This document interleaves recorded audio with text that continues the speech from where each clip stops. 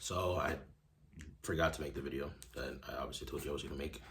Sorry for that, but I am gonna make it today. And so I'm looking at this right now, and it says, you said Psalm 94, verse 18 to 19. So it says, "When I thought my foot slips, your steadfast love, O Lord, held me up."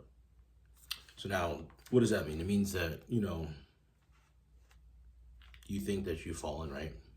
As David is just discussed here, right? David says here, my foot slips, right? He thought he fell, right? He thought he slipped and fell. So what does that symbolize? That symbolizes the troubles of his life, right? He thought that the troubles of his life were going to cause him to fall flat on his face, right? That he was, falling from grace, so to speak. Like he was up here, and then he was just going down.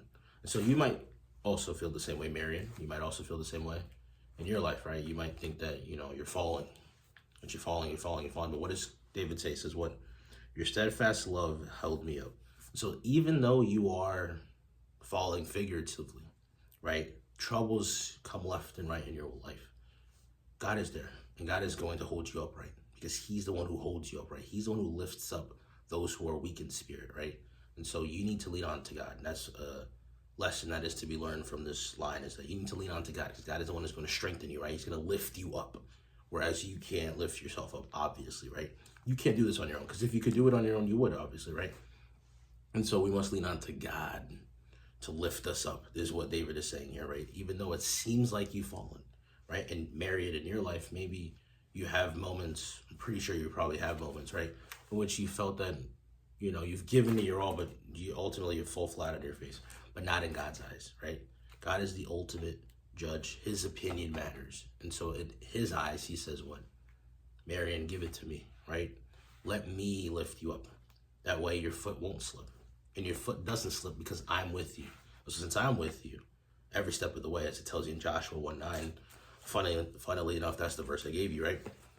But in Joshua 1:9, it tells you what? I am the Lord your God and with you wherever you go. So since God is with us wherever we go, we need to remember that he's the one that keeps us upright with his strength. Now, verse 19 says, "When the cares of my heart are many, your consolations cheer my soul." So what is David saying here? He's saying that where his heart has been, been filled with a bunch of doubt and anxiety, something that I know because we've had conversations about this, right? That you've dealt with, and this feeling all too well, right? Where the cares of the world, you're more fixated and focused on the world and what the world has to say or what the world thinks of you, right? When all these calamities, all these atrocities, all these troubles occur in your life, they fill up your heart, right? And so now you worry about these things. You're like, oh, well, what do people think about me? Who loves me, right? Who's there for me? Who can I trust? Who can I lean on? Who can I count on? You might find yourself in these situations where you're asking yourself these questions. And so the cares of the world, what people think if you say this, what people think if you dress like this, you talk like this, you look like this, right? What would people say if you did something?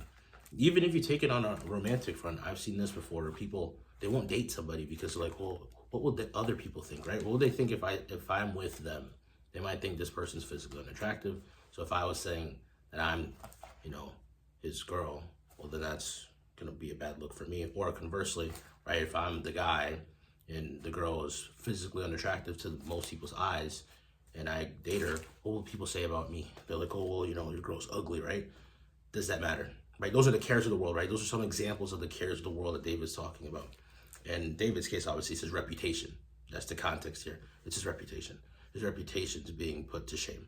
And so he's filled with that, that anxiety of stress of like, what do people think about me as a leader, right? Seeing all this trouble happen to me, seeing the God that I love, seemingly turn his back on me and allow me to undergo these punishments. David's more concerned here with those cares of the world that other nations might have, other nations, leaders might have of him. But even on a minuscule level, like a lower level for somebody like you, the cares of the world could be, like I just listed, those things, right?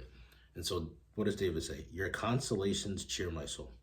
And so God is the one who does what? He cheers the soul, right? He uplifts the soul. And so where you're downtrodden spiritually, God is here to uplift you. And so David beautifully shows in these two verses that although it seems like you've fallen, although you have all these stresses, and God's saying, give it to me, right? Because I can uphold you. I can strengthen you. I can keep you upright. Whereas you yourself obviously cannot do it, right? And I can cheer up your heart where your heart is filled with all this doubt, anxiety, and stress.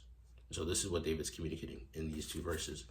And so for you, I mean, you could, take this, use this as a stepping stone for you yourself, right? To always keep steady in the faith, because God loves you, right?